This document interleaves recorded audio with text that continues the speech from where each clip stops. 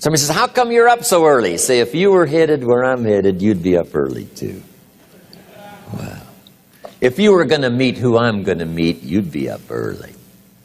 If it was going to stack up for you like it's stacking up for me, you'd be getting up early.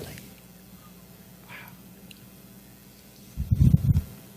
Here's some more time management essentials. Learn to study what we call majors and minors. You pick up the phone. Here's what you must say when you pick up the phone. Is this a major conversation or a minor conversation? If it's minor, a few pleasantries and you're done. If it's major, maybe you've got to make a few notes. So here's the next one. Important conversations, make an agenda before you make the call. Just jot down a little agenda. It's so easy now to just talk out of your head. Did you ever hear a conversation end like this? Let's see, there was something else. See, you don't look that swift. I can't think of it right now. I'll call you back. See, you look a little incompetent. Let's see, there was something. It escapes me right now. Really? So have you got this now?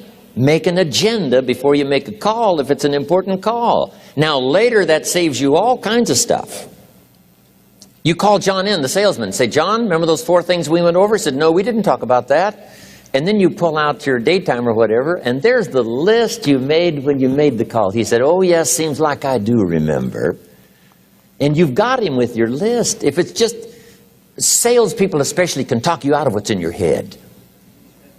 It's true. No, we didn't talk about that. And if you don't have a little proof, I'm telling you, it's gone. So make an agenda before you make a call. So what's major, what's minor? Now here's the key on this. Don't major in minor things.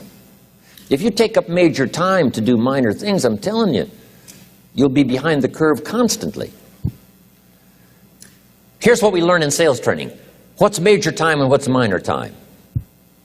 Here's minor time, thinking about prospects. Here's minor time, making lists of prospects. Here's minor time, keeping books on prospects. Here's minor time, going to see the prospect. Here's minor time, evaluating the prospect after you've been there. That's all minor time. Here's major time, in the presence of the prospect. That's major time. And if you took a look, if you're in sales and you took a look at a week, you'd say, my gosh, I'm spending 90% of my time on the minor stuff and so little time on the major stuff in the presence of. How many hours in the presence of in my day? How many hours in the presence of during my sales week? Because the time that really counts is in the presence of the prospect. Majors and minors. Here's another key time management essential. Don't mistake movement for achievement. It's easy to get faked out by being busy. Guy comes home at night all exhausted, falls in the chair and says, oh, I've been going. Here's the big question. Doing what? It's not the going. Some people are going, and they're doing figure eights. I mean, their progress is small. So don't mistake movement for achievement. Here's another one in sales we learned. Don't mistake courtesy for consent. If somebody's pleasant and they nod, you say, oh, they're going to buy. No, they're courteous. You can't mistake courtesy for consent.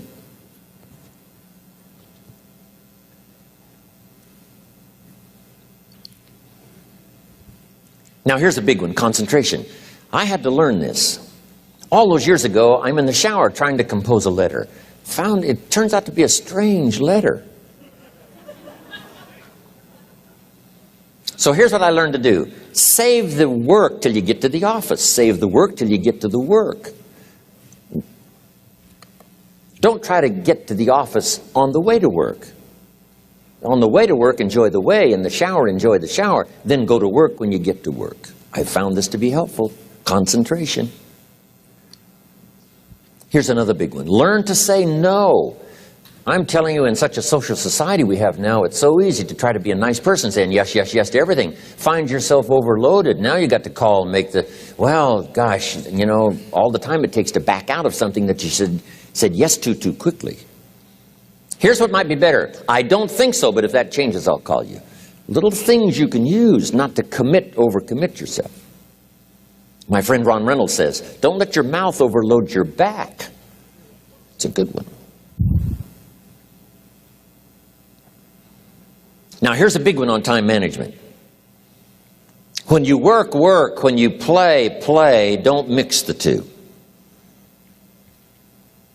Don't work at play. I used to take my family to the beach, and I would bring my briefcase.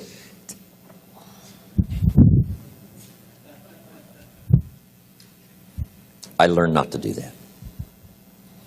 Or at the beach, I'm saying I should be at the office. I should be at the office. Now my family's upset. Because I'm at the beach and I'm thinking office, office, office. Now when I'm at the office, I'm thinking what?